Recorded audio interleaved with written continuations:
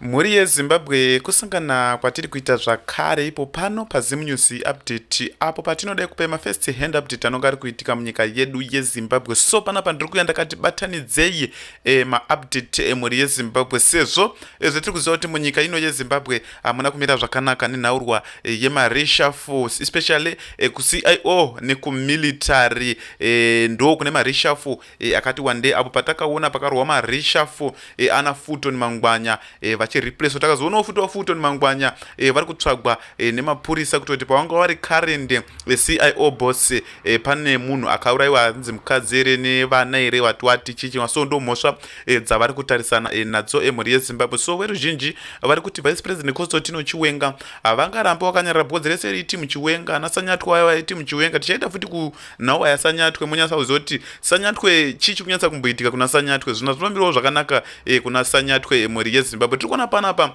pakanyorwa kunzi Massive CIO shake up amid rising tension. Tiri kuona izvi zviri kubepa nhau reThe Standard kunoona kwada kunzwa full information yacho wanoenda kubepa nhau reThe Standard. Tingadaita kuvhurira panapa time dzedu ndo ma1 emhuri yeZimbabwe. So tiri kuuya panapa tichiona zvinhu zviri kuitika, zvimwe zvezvinhu zviri kuitika. Tiri kuona regedzai nditange ndawerenga then ndozotsinira nhau yacho iyoyo.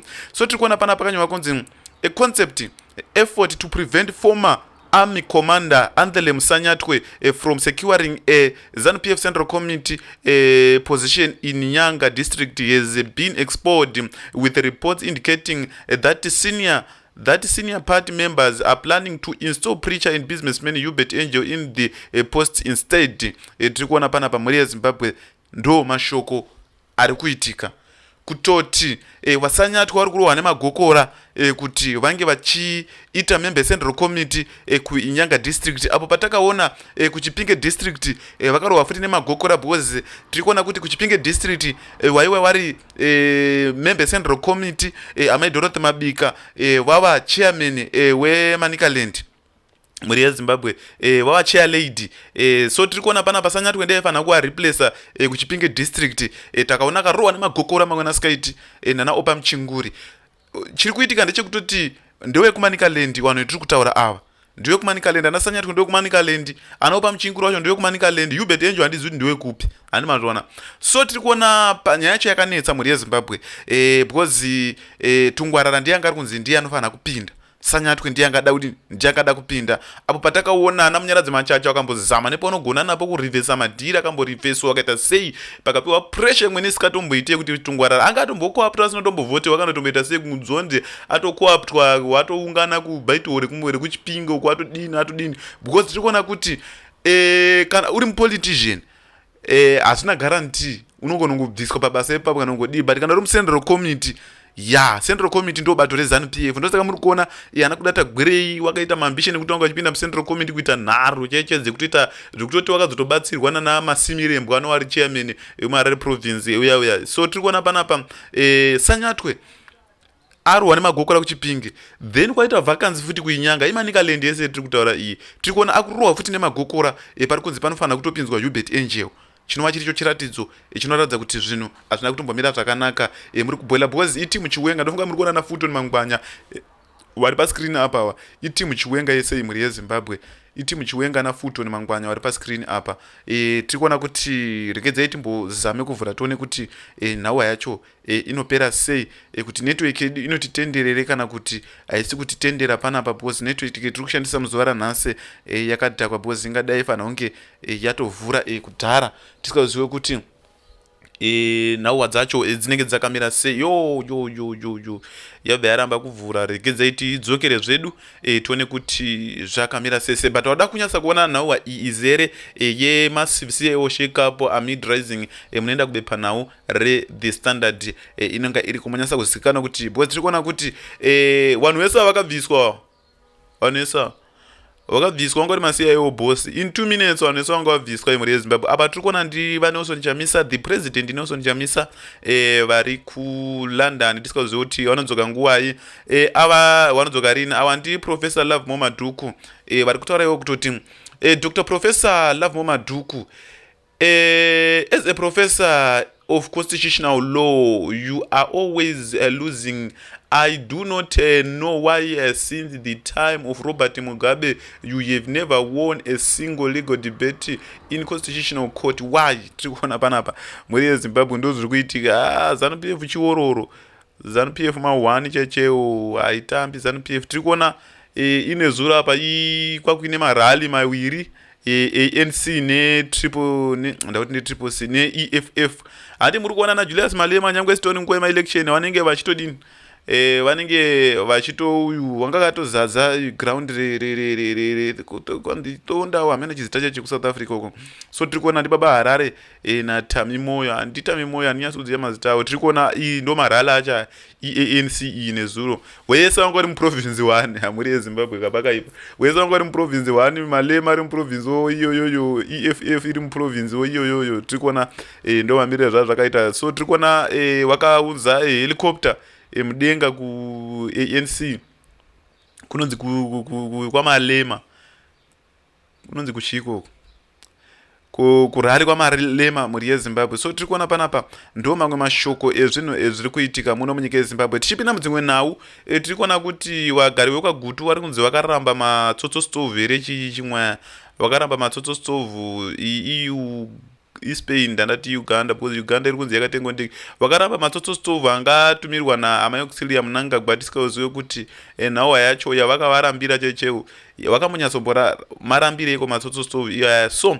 ndokutendai nekutora kwamakaita pano muri yeZimbabwe. Tira kuti musare muchinzwa macomrade wetinawo pano, udzongotiudza mucomment section kuti unongochifungeko nenhauwa idzi, because tiri kuona kuti network yangu yakundirambira panapa. Kanetwork ndiri kushandisa nhasi kakadhakwa, ndofunga muri kuona kakutonyora maretry nechichi chimwe akangoita zvinhu zvakasiyana siyana. So ngatidzwe comrade wetinawo pano, ongotiudza zvaunongochifunga mucomment section. But tiri kuona kuti inenge yakuita network iri kutondibhaiza iyi. Tiri kuona ndiwanewo nichamisa ava vainge kudhina kuyaka yekudhara yaiya. Ndanofunga kuti pamweni ndo speech yavakataura ndadoti kuna vasina kuinzwa vanogona kukwanisa kuinzwa. Tiri kuona iyi ndo wana Julius Malema, EFF neANC vari kuita kukwikwidzana vari muprovince 1 muri yeZimbabwe.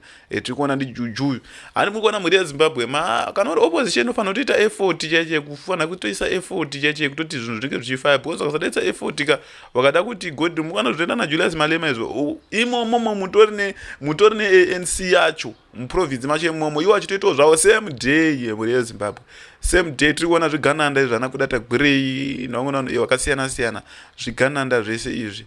So tiri kuona pana pakanyorwa kunzi Mutare man has approached the chief Mutasa community court seeking intervention after entering 3 years of regular assault by his wife.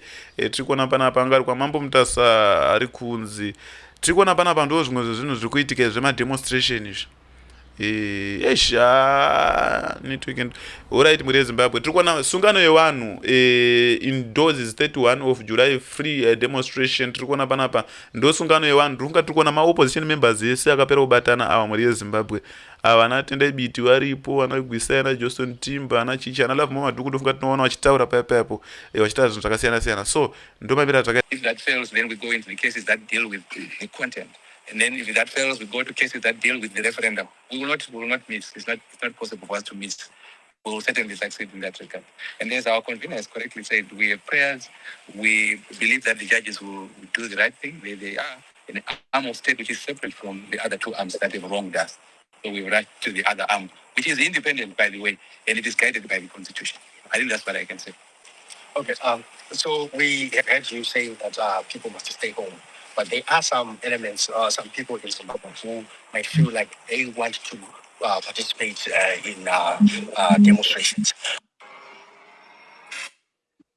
Okay, so that was, I put it on 1.25 to run a bit quicker so people cannot be wearied.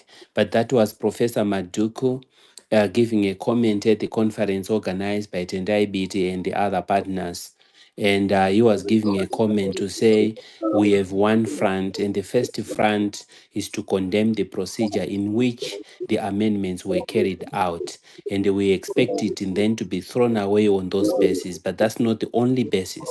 He says the other basis is to look at the contents of the amendment and they reject those contents on the basis of the same constitution. And he says, lastly, We can look at what are the provisions of a referendum. So when you look at the three levels in which we can contest the matters of that amendment, eventually we believe that the bench in justice will find a reason to knock some sense into the matters that are likely to be raised by the people. While at least the political side, people have to engage in demonstrations and they continue to appeal before the public that they are not interested in Cape 3. Those things are going to buttress a cause for the judges or for justice to look at it and say this may render the country ungovernable, and it is therefore worth for people to pursue the democratic means of implementing amendments. And that alone is one way of defeating authoritarianism. There are provisions that we have, the institutions that we have, as I was just speaking. Zimbabweans should not believe the message that these things are captured because they become a narrative and eventually people get tired. Leaders justify not taking action on those bases. They've become too strong that we neglect our nation, we neglect our constitutions, sometimes at the expedience of leaders that are either mean or protective of their personal agendas. So these things that have to be clear if we want to defeat authoritarianism. As a nation, we must look at one thing and they say this thing belongs to us as a nation. Not to throw everything and say, no, we don't like it. Unfortunately, we'll be feeding into authoritarianism. Thank you, friends.